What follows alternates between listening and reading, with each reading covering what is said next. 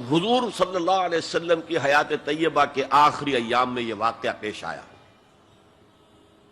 کہ حضور مسجد نبوی میں تشریف فرما ہے، مجمع موجود ہے، اچانک ایک شخص ظاہر ہوتا، شدید و بیاض ثیاب، شدید و سواد شعر، اس کا لباس انتہائی سفید صاف، کوئی اس پر دھبا نہیں، داغ نہیں، میل نہیں، بال انتہائی سیاہ چمکدار،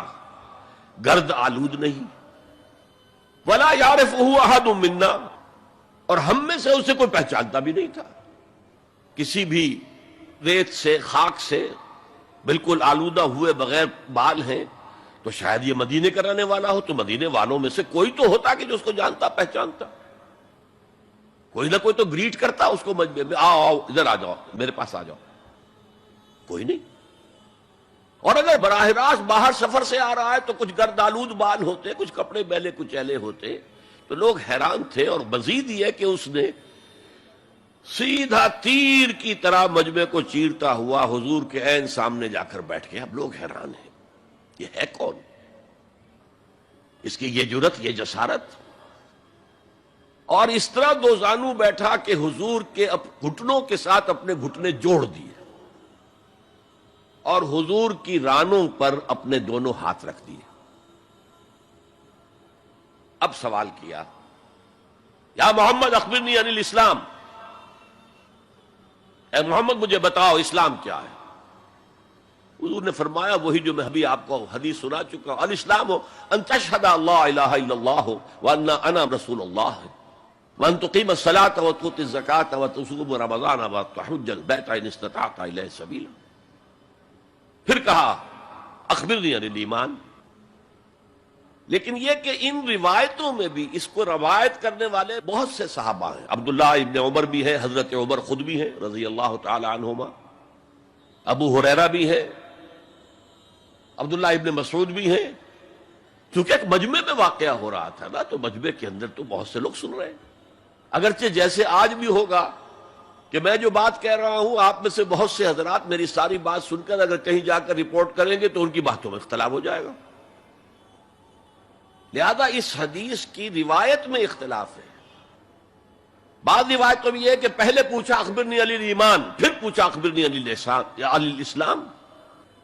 اور یہ جو حضرت عمر کی روایت ہے اس میں ہے سب سے پہلے آپ نے پوچھا اخبرنی عن الاسلام، پھر دوسرا سوال آیا اخبرنی عن الایمان۔ اچھا، اس کے بعد ایک دو سوال اور بھی کیے، اب میں تفصیل میں نہیں جا سکتا۔ پھر وہ شخص چلا گیا،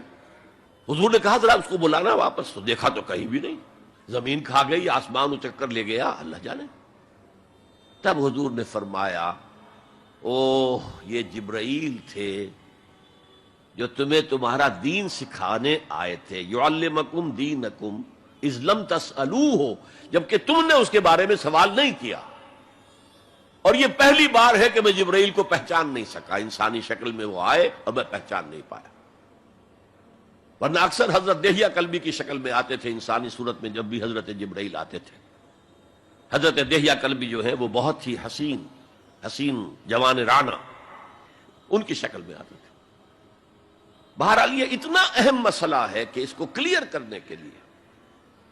کہ دودھ کا دودھ پانی کا پانی علیحدہ ہو جائے، ایمان کیا ہے، اسلام کیا ہے، دنیا کا نظام اسلام پر ہے، ایمان پر نہیں ہے، آخرت کا معاملہ ایمان پر ہے، اسلام پر نہیں ہے۔ کوئی شخص مسلمانوں کا بہت بڑا قائد ہو، بہت بڑا لیڈر ہو، لیکن ہو سکتا ہے آخرت میں زیرو ہو۔ میں حدیث سنا چکا ہوں آپ کو، ایک شخص دنیا میں شہید سمجھا جا رہا تھا، ایک شخص دنیا میں بہت بڑا عالم سمجھا جا رہا تھا، ایک شخص دنیا میں بہت بڑا سخی سمجھا جا رہا تھا، اور اللہ نے سب کے دعوے جو ہیں ان کی نفی کر دی۔ تم نے جنگ کی تھی اس لیے لیقال جریء کہا جائے، بہت ہی جری آدمی ہے صاحب، بہت بہادر آدمی، کیا کہنے اس کے۔ لیقال سخی، بھائی بڑا سخی آدمی ہے، سخاوت کے دریا بہا دیے اس نے، بھائی بہت بڑا عالم ہے، اس سے علم کا کتنا جو ہے لوگوں کو فیض پہنچا ہے۔ وقد قیل، یہ تمہارا مقصود تھا، وہ مقصود دنیا میں حاصل ہو چکا، تمہاری شہرت کے ڈنکے بج چکے، اب یہاں تمہارے لیے کچھ نہیں۔ اور پھر اللہ حکم دے گا اور فرشتے منہ کے بل گھسیٹتے ہوئے اسے جہنم میں جھونک دیں گے۔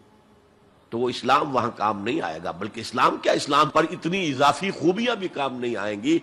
اگر دل میں ایمان نہیں اور اس کے نتیجے میں نیت درست نہیں۔ هي الحلقات تحفظني بآيات من القرآن، هي الحلقات تملأني بحب المصطفى العدنان.